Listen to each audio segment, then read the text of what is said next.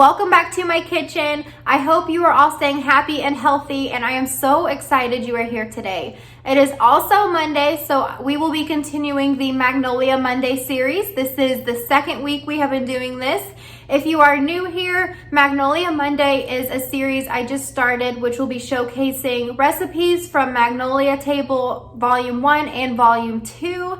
I just bought Volume 2, so most of the recipes will be out of this cookbook because I am obsessed with it. But I will make sure to throw Volume 1 and 2 because she has amazing recipes in both books. So what I made the other day were these chicken street tacos. The picture looks amazing and they turned out almost exactly like this. I actually had kind of a tough time finding exactly what I needed in stores, so I made a couple of substitutions that I will make sure to mention, but they still turned out amazing.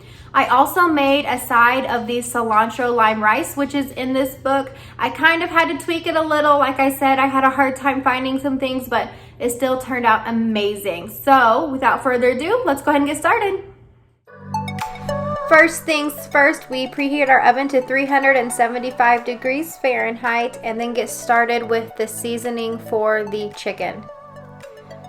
The recipe book calls for 1 teaspoon chili powder, cumin and kosher salt, a half teaspoon garlic powder, black pepper, and paprika. You'll get that all nice and mixed together and then add a light layer of the seasoning to each side of the chicken breast. You want your chicken breast in a 9x10 pan. Make sure it's pretty deep because we will be adding some chicken broth to the bottom. The chicken broth adds some flavor and keeps your chicken really moist, which is perfect for these tacos.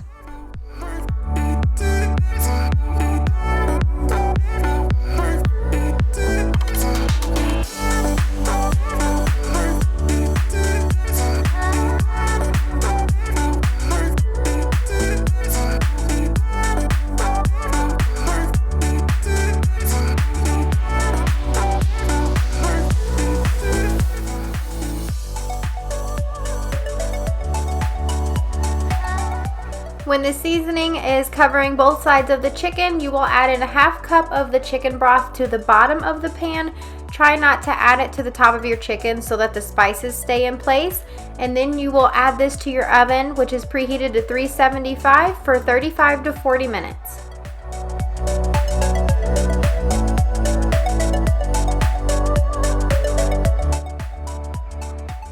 When the chicken was halfway done cooking, I got started with the rice. Like I said earlier, I really had to modify this recipe because I was missing a few items that were out of stock at the store. So I just prepared some minute rice per the box, zested a lemon, added some butter to the rice and lemon juice, and then a little bit of cilantro. I really just kind of used what ingredients were in the cilantro lime rice recipe and just added it a little bit until I thought it tasted good. So I couldn't exactly follow this recipe to a T, but this rice still turned out great, and I'm hoping next time I make it, I can follow Joanna's recipe step by step because I know it would be 10 times better.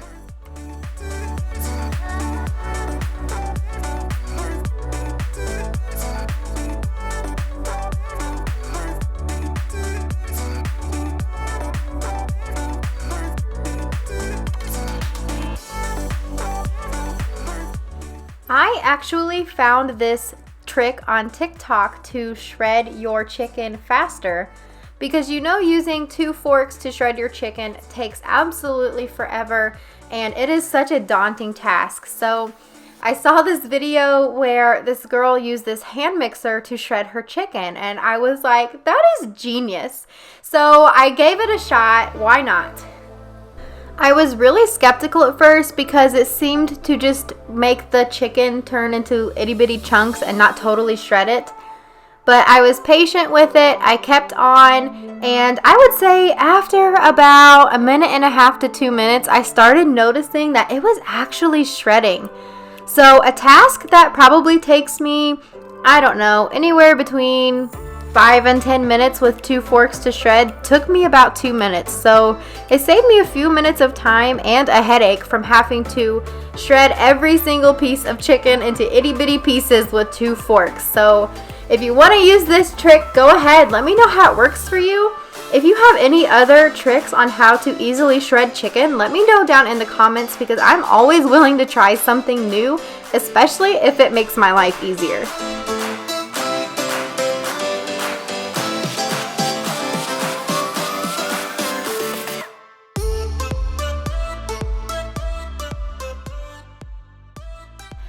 Once your chicken is shredded and ready, you are ready for the fixins. So the cookbook calls for one 15-ounce can of drained corn kernels, a half cup of crumbled cotija cheese, but I had to get queso fresco because they were out of the cheese that this book called for. It worked just as fine. It was crumbled cheese.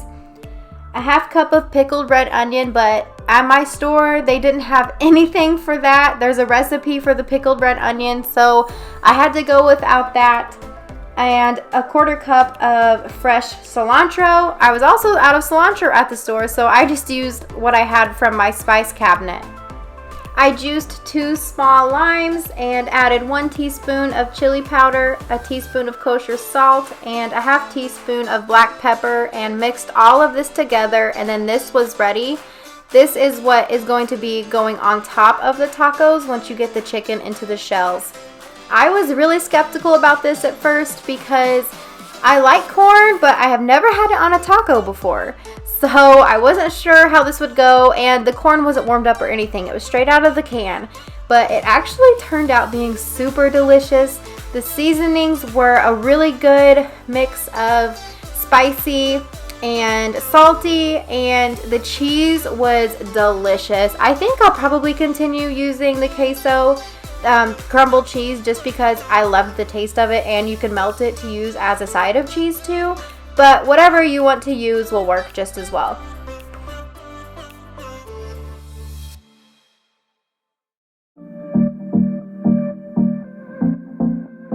This recipe calls for corn tortillas, but the store only had flour, so I just lightly toasted those with olive oil on the stove, and then once those were ready, so was dinner. I serve everything buffet style so everyone can get what they want. Luckily, my mom was here to enjoy this food with us, and the tacos were 10 out of 10 amazing. Y'all have got to try these. They were so good, and the rice was great, but I can't wait to try the actual recipe.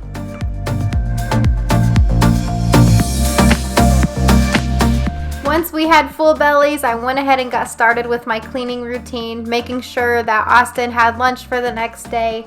This was a pretty chatty cleaning time because Mom was in town, so her, Austin, and I were all having a really good time while I was cleaning. It actually made the time go by faster. So now I'm just gonna go ahead and get this cleaned up.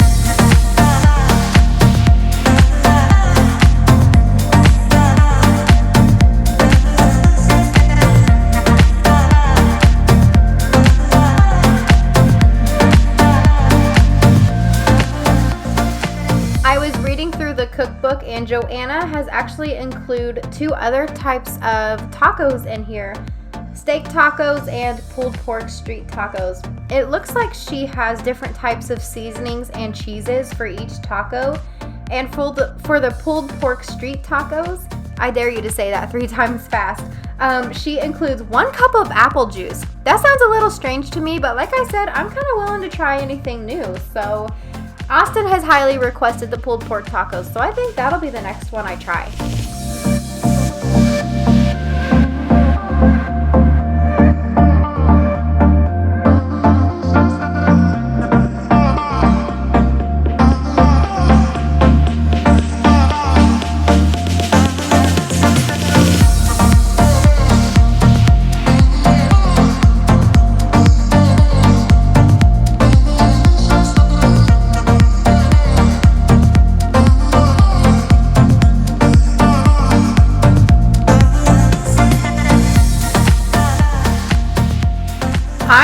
Definitely labeled as the picky eater of the family. Comment below if you are a picky eater, please, because I want to know I am not alone. I am the type of girl who will go to a nice seafood restaurant and order chicken tenders, but I have no regrets. I'm not a huge fan of fish. I like shrimp, but other types of seafood, I don't know if it's a texture thing or the taste. I'm not sure, but I'm not a huge fan of seafood. Never have been. Maybe I will someday, but I am the picky eater. I am actually really easy to please though, and I'm a cheap date, so I don't really think anyone should complain.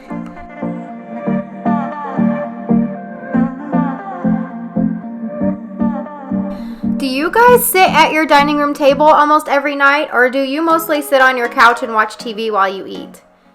Austin and I typically sit on the couch while we eat because it's just me and him, so we don't utilize the dining room table a lot, but since Mom was in town, we all sat down at the table, had a great meal and a chat. It was really nice though, so we'll probably have to make that a routine.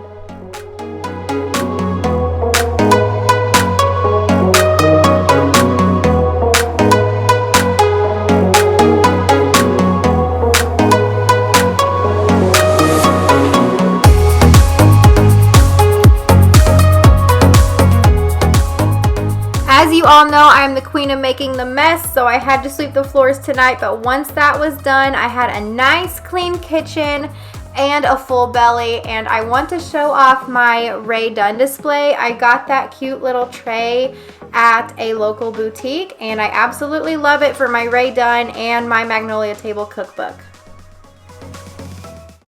Thank you guys so much for watching. I really hope you enjoyed this recipe, and I hope you continue to enjoy the Magnolia Mondays and all of the delicious recipes for the Magnolia Table cookbooks. Let me know down in the comments below if you have tried any of these recipes or if you try this one. Also, I am willing to try anything new, so let me know what I should do next. If you find me on Instagram, you could head over to my recipes highlight. Every week I will be taking a picture and adding it to my story of that week's recipe for Magnolia Monday, as well as other yummy recipes that I try throughout the week, including lunch, dinner, and dessert ideas. Don't forget to subscribe and click the bell so that you don't miss out on any other future Magnolia Mondays. I also provide cleaning motivation, decorations, DIYs, and more. You don't want to miss out on what's coming up later this week. It is going to be a farmhouse bedroom makeover. I am super excited to get started with that. I hope you all have a wonderful week. Thank you guys for watching. I'll see you later.